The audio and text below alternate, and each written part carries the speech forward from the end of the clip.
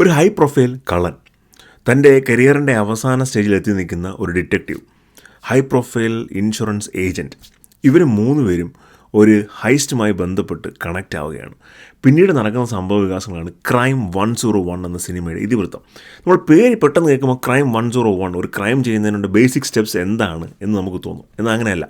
അമേരിക്കയിലെ Los Angeles നഗരത്തിലെ 101 ഹൈവേയിലെ സൈഡിൽ നടക്കുന്ന റോബറീസാണ് ഇതിൽ പറയുന്നതാണ് ക്രൈം 101 എന്ന് പറഞ്ഞു കഴിഞ്ഞാൽ. ഇതിൽ തീഫിൻ്റെ റോൾ പ്ലേ ചെയ്തിരിക്കുന്നത് ക്രിസ് ഹെംസ്വർത്താണ്. ഇൻഷുറൻസ് ഏജൻറ്റ് റോൾ പ്ലേ ചെയ്യുന്നത് ഹാലി ബെറിയാണ്. ഡിറ്റക്റ്റീവായിട്ടുള്ള റോൾ പ്ലേ ചെയ്തിരിക്കുന്നത് മാർക്ക് റുഫല്ലോയാണ്. ഇനി സിനിമയുടെ ഒരു എക്സ്പീരിയൻസ് പെർസ്പെക്റ്റീവിലേക്ക് വരുവാണെന്നുണ്ടെങ്കിൽ ഇതിൻ്റെ പോസിറ്റീവ്സ് ഒന്ന്, ഇതിൻ്റെ സൗണ്ട് മിക്സിംഗ് ആണ്.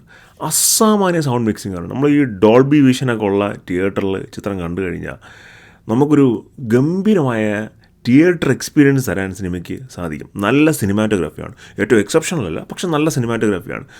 ആക്ഷൻ സീക്വൻസുകളെല്ലാം വളരെ നല്ലവണ്ണം കൊറിയോഗ്രാഫി ചെയ്തിട്ടുണ്ട്. ഈ നമ്മൾ എന്താ പറയുക, ഒരു എക്സ്പെക്റ്റേഷൻ കീപ്പ് ചെയ്യുന്ന രീതിയിലുള്ള ആക്ഷൻ സീക്വൻസുകൾ ചെയ്തിട്ടുണ്ട്. വളരെ ടൈറ്റായിട്ട് നീറ്റായിട്ട് ഡിറക്ഷനും ചെയ്തിട്ടുണ്ട്. ലീഡ് കാസ്റ്റിൻ്റെ പെർഫോമൻസ് നല്ലതാണ്. എനിക്ക് മാർക്ക് റുഫല്ലോയുടെ പെർഫോമൻസാണ് കൂടുതൽ ഇഷ്ടപ്പെട്ടത്. പക്ഷേ എല്ലാവരും, ക്രിസ് ആയാലും ഹാലി ബെറി ആയാലും പിന്നെ മാർക്ക് റുഫല്ലോ ആയാലും നല്ല രീതിയിൽ പെർഫോം ചെയ്തിട്ടുണ്ട്. ക്യാരക്ടേഴ്സിന് നല്ല സ്പേസും ഉണ്ടായിട്ടുണ്ട്. ഇനി ഇതിൻ്റെ നെഗറ്റീവ് സൈഡിലേക്ക് വരുമ്പോഴത്തേക്കും ഇതിൻ്റെ ക്ലൈമാക്സ് വളരെ പ്ലെയിനാണ്. നമ്മൾ ഒരു ആക്ഷൻ, പ്രത്യേകിച്ചും ഇന്ത്യൻ ഓഡിയൻസ് ഇതുകൊണ്ട് ട്രെയിലർ കണ്ട, അല്ലെങ്കിൽ ട്രെയിലർ ഡെലിവർ ചെയ്യുന്ന ഒരു പഞ്ച് ഇതിൻ്റെ ക്ലൈമാക്സിന് ഡെലിവർ ചെയ്യാൻ സാധിച്ചിട്ടില്ല. നമ്മൾ ഇന്ത്യൻ ഓഡിയൻസ് പലപ്പോഴും ഇത്തരം സിനിമകൾ കാണുമ്പോൾ എക്സ്പെക്റ്റ് ചെയ്യുന്നത് കുറേ ആക്ഷൻ സീക്വൻസുകളൊക്കെ ഒരു ഗംഭീര ഐറ്റമാണ്. പക്ഷെ അങ്ങനെയൊന്നുമില്ല, വളരെ പ്ലെയിൻ ആക്ഷൻ സീക്വൻസാണ്.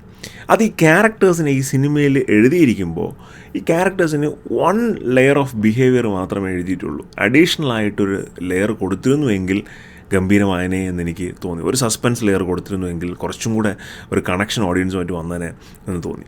പക്ഷേ ഇതിൻ്റെ ക്ലൈമാക്സ് ആണ് എന്നെ ആകെ നിരാശപ്പെടുത്തിയത്.